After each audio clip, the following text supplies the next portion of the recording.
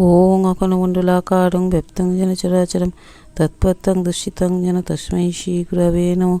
गुरुब्रह्मा गुरुविष्णु गुरुदेवो महेश्वर गुरुदेव परं ब्रह्म तस्मै श्रीगुरवे नमः।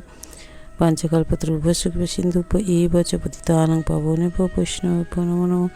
अनन्तकोटि साधुगुरु वैष्णव भक्तवृन्दचरणं दण्डवत् प्रणाम। ओं नमो भगवते वासुदेवाय नमः। ओं नमो भगवते वासुदेवाय नमः। ओं नमो भगवते वासुदेवाय नमः।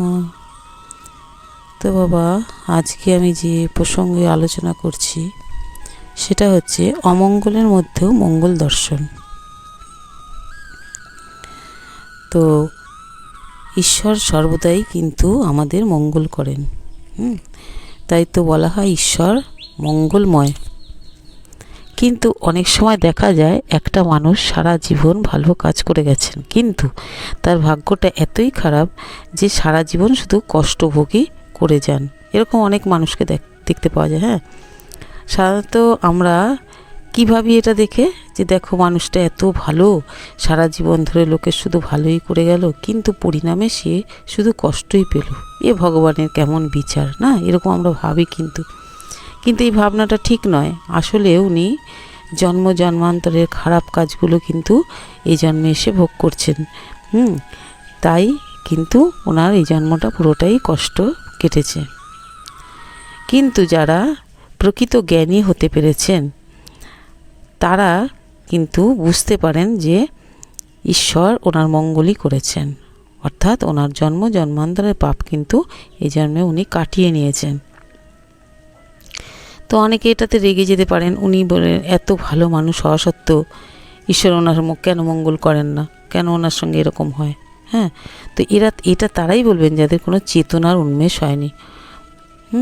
অর্থাৎ ঈশ্বর ওনাদের কিন্তু কৃপা করেননি, যারা এটা বুঝতে পারেন আসল সত্যটা। এটা হচ্ছে একমাত্র তারাই বুঝতে পারবেন যারা জ্ঞানী লোক। তো এই জন্মে উনি ভালো কর্ম করে গেছেন, তাই জন্য সামনের জন্মটা ওনার কিন্তু ভালো কাটবে। তারপর যাই হোক, এইভাবে ঈশ্বর কিন্তু আমাদের ক্রমশ কৃপা করেই চলেছেন। আমরা কিন্তু সেটা বুঝতে পারি না, এটা আমাদের অক্ষমতা। অনাদিরাদি গোবিন্দ আমাদের কিন্তু আসল পিতা, আমাদের আসল পিতা তো উনি। কারণ আমাদের বাস্তব জগতে যে পিতা, উনি আমাদের এখানে জন্ম দিয়েছেন ঠিকই, কিন্তু আমাদের পরম পিতা আমাদের সবার পরম পিতা হচ্ছেন ভগবান শ্রীকৃষ্ণ। আর পিতার বীজ থেকেই কিন্তু আমাদের জন্ম। আমাদের পরম পিতা ভগবান, এটা বলার একটা কারণও আছে। সে পিতার এই বীর্যটা আমাদের কোথা থেকে আসে? শরীরটা আমাদের ঠিক আছে, কিন্তু বীর্যটা কোথা থেকে আসছে? বীর্যটা কিন্তু কে দান করছেন না? ভগবান। এই বীর্য কিন্তু ভগবানেরই। তো তাহলে কিন্তু দেখবেন অনেকের কিন্তু সন্তান হয় না, তাদেরও তো বীর্য থাকে, কিন্তু তারপরেও কিন্তু হয়তো পাওয়ার কমের যাই হোক, যে কোনো কারণের জন্য হোক তাদের কিন্তু হয় না, সন্তান হয় না। তো এরকম অনেক ডাক্তারও আছেন, ব্যক্তি তো আছেনই, ডাক্তারও আছেন যাদের নাকি বাচ্চা হয়নি। কারণটা কি জানেন? পূর্বজন্মের কর্মফল। তো সে হয়তো এমন কিছু কর্ম করে এসেছে যার জন্য এই জন্মে সে সন্তান পেল না। তো বীজটা কার বাবা? বীজটা হচ্ছে ঈশ্বরের প্রদত্ত জিনিস। কেন বলছি না, গীতায় কিন্তু ভগবান নিজে বলেছেন আমি হলাম বীজপ্রদ পিতা। তাহলে বীজ কে প্রদান করছেন না? আমাদের সেই গোবিন্দ। তাহলে আমাদের আসল পিতা কে হলো? গোবিন্দই হলো, তার বীজই তো সে দান করছে না। আচ্ছা, শিশুর জন্মের আগের থেকে কিন্তু মায়ের স্তনে দুধ এসে যায় না। তাহলে ঈশ্বর তাহলে কত কৃপাময়, চিন্তা করুন। উনি আমাদের জন্য কত ভাবেন। যখন আমাদের কোনো অমঙ্গল ঘটে তখন আমরা কি করি? স্থির থাকতে পারি না। কিন্তু সেই সময়তে যারা বুদ্ধিমান ব্যক্তি তারা স্থির থেকে দেখেন এরপরে কি হতে চলেছে।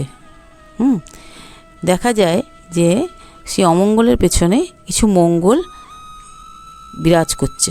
সেই মঙ্গলটা পরে ঘটে, আমরা অনেক পরে দেখতে পাই, কিন্তু থাকে কোনো না কোনো মঙ্গল তার জন্য অপেক্ষা করে। সে যত খারাপই হোক না কেন, একটু অপেক্ষা করলে বোঝা যাবে যে আমাদের এই পৃথিবীতে আমাদের সঙ্গে যা কিছু ঘটছে সবটাই কিন্তু আমাদের কর্মফল না। আর কিন্তু কর্মফল ভোগের পরেও কিন্তু কিছু মঙ্গল থাকে, ভগবান কাউকে কিন্তু মেরে দেন না, কিছু না কিছু ভালো করেনি।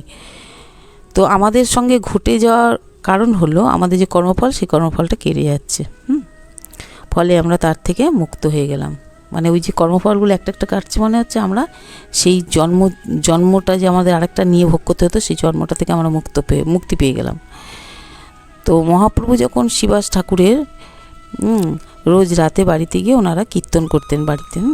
তো একদিন শিবাস ঠাকুরের ছেলের খুব জ্বর হয়েছিল। তো কীর্তনের রসভঙ্গ হবে বলে শ্রীদাম ঠাকুর, এই শিবাস ঠাকুর কী করেছেন, মহাপ্রভুকে কিছুই জানাননি আর কি, বাড়িতে যে কি হচ্ছে না হচ্ছে। আর বাড়িতে ওনার গৃহিণীকে বলেছেন যে কোনো রকম কোনো শব্দ যেন কীর্তনের আসরে না যায়, যা কিছুই হয়ে যাক। তা এবার ছেলেটা হঠাৎ মারা গেছে। মারা যাওয়ার পরে কিন্তু ওনার স্ত্রী ওনাদের কখনো জানাননি বা কাঁদেননি, মানে চিৎকার করে যে কাঁদেননি, বুক ফেটে গেলেও চুপ করে থেকেছেন। তো এদিকে মহাপ্রভু উনি তো স্বয়ং রাধাভাব নিয়ে উনি এই পৃথিবীতে এসছেন, কৃষ্ণরূপ, কৃষ্ণ রাধাভাব নিয়ে এসছেন। তো উনি তো সবই তো জানতে পারেন, উনি জানতে পেরেছেন যে শিবাসের এই হয়েছে।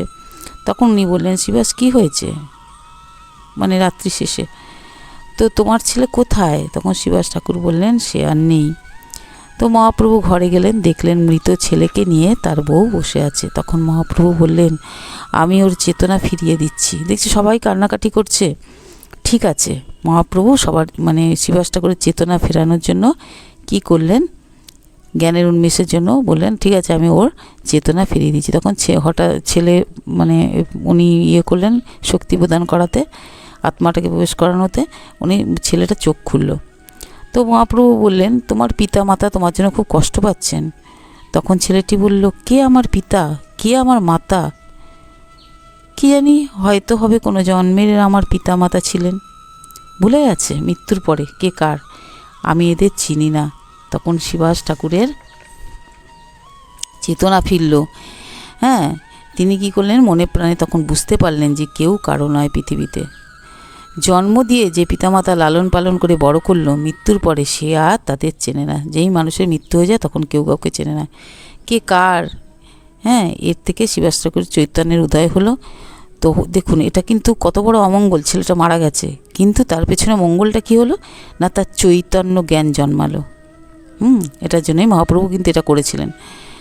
তো ঈশ্বর শিবাস ঠাকুরের অমঙ্গল করেও আবার মঙ্গল করলো, চৈতন্য জ্ঞান ঘটালো। অর্থাৎ কেউ কারো নয়, এই চেতনার উন্মেষ উনি ঘটালেন, মনে এই ধারণাটা জন্মালো। ঈশ্বর কাকে কিভাবে যে মঙ্গল করবেন কেউ কিন্তু জানে না।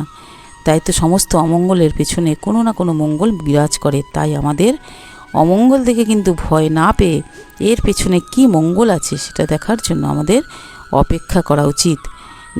কিছু না কিছু মঙ্গল, ঈশ্বর কখনো কারোর কোনো ক্ষতি করেন না। উনি কখনো, আমরা ভাবি যে আমরা এত কিছু করার পরেও ঈশ্বর আমাদের সঙ্গে এরকম করছেন বা এরকম করলেন, এই যে ভাবনাটা, এটা আমাদের ভুল ভাবনা। কারণ আমাদের কর্মফল তো, এটা গীতারও কথা, আমাদের কর্মফল তো আমাদেরকেই ভোগ করতে হবে। কর্মফল কেউ কিন্তু কখনো এড়াতে পারে না, এটা গীতায় ভগবান নিজে বলেছেন। তো যার জন্য কিন্তু আমাদের কর্মফল আমাদের যেহেতু ভোগ করতে পারে। আর জন্মান্তর ধরে আমরা কি কর্ম করে এসেছি আমরা কিন্তু নিজেরাও জানি না। তো একটু একটু করে ভগবান তা সুদ দেন, কারণ কর্মফল কেউ নেবে না, কর্মফল নিজেকেই মানে করতে হবে, ভোগ করতে হবে। তো সেই জন্য আমরা কিন্তু ঈশ্বরকে কখনো, আমাদের কোনো কিছু খারাপ হলেও আমরা কখনো ঈশ্বরকে দোষ দেবো না, কারণ আমরা আমাদের কর্মফলের জন্যই দায়ী।